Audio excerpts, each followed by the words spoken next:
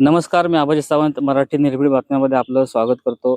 मीरा भाईंदर हद्दीतील घोडबंदर पासून जो ठाण्याला जाणारा रस्ता आहे, त्या रस्त्याचं सध्या आता रिपेअरिंग करण्याचं काम चालू आहे.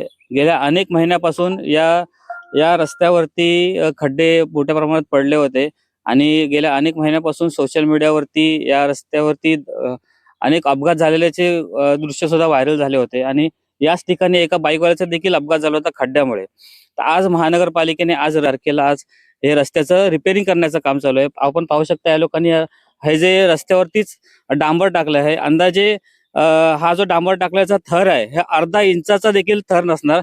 इथे इथे दाखवा बघा, इथे जो अर्धा इंचाचा देखील थर नसणार आणि हा जो थर रस्त्याचं सोलिंग करण्यात आलेलं नाही आहे. रस्त्यावरची जो धूळ होता, माती होती, ती देखील साईडला न करता त्यावरच फक्त डांबर टाकून त्याच्यावरती रोलर देखील फिरवण्यात आलेलं नाहीये. तर ह्या महानगरपालिकेच्या या कामाला हे जे काम केलं रस्त्याचं, हे अंदाजे पाहण्यास गेलं तर 1 ते 2 महिना सुद्धा हा रोड टिकणार नाही आहे.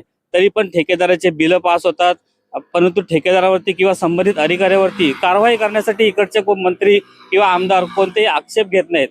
ते आक्षेप का घेत नाहीत हे त्यांनाच माहिती, परंतु महानगरपालिकेचे अधिकारी एकदम थुकपट्टी काम करतात. तर त्या ठेकेदारावरती आणि महानगरपालिकेच्या बांधकाम विभागातील संबंधित अधिकाऱ्यावरती कारवाई होणे हे गरजेचं आहे.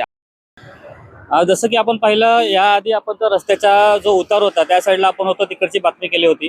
आता आपण ह्या रस्त्याच्या वरच्या साईडला आलोय. आपण हा रस्ता पाहू शकता, या ठिकाणी पूर्ण चढाण आहे. चढाण असल्यामुळे आणि या रस्त्यावरती ही दररोज अवजड वाहनं जी वसई विरार या साईडनं जे येतात, अवजड वाहनांची इथे भारी प्रमाणात मोठ्या प्रमाणात वर्दळ असते आणि हा चढण असल्यामुळे कुठेतरी आपले महानगरपालिकेचे इंजिनियर यांनी या अर्धा इंचाचा थर न टाकता इथे एकदम अतिशय चांगला उत्कृष्ट दर्जाचा हा रोड बनवणं गरजेचं होतं. परंतु महानगरपालिकेचे इंजिनियर इथे कोणी उपस्थित नाही आहेत. फक्त ठेकेदाराने हे थातूर मातूर काही पण डांबर टाकून हा रस्ता बनवलेला आहे. फक्त अर्धा इंचाच्या थरवरती वाटत नाही की हा रस्ता 1-2 महिने टिकेल. तर महानगरपालिकेच्या अधिकाऱ्यांनी हा रोड बनवल्यानंतर नागरिकांना आश्वासन द्यावं की हा रोड किती महिने टिकणार आहे आणि पुन्हा ह्या रोडचं काम करण्यासाठी किती लाखो रुपयांचा टेंडर काढून परत ह्या नागरिकांच्या करोडो पैशाची बर्बादी करण्यात येणार आहे.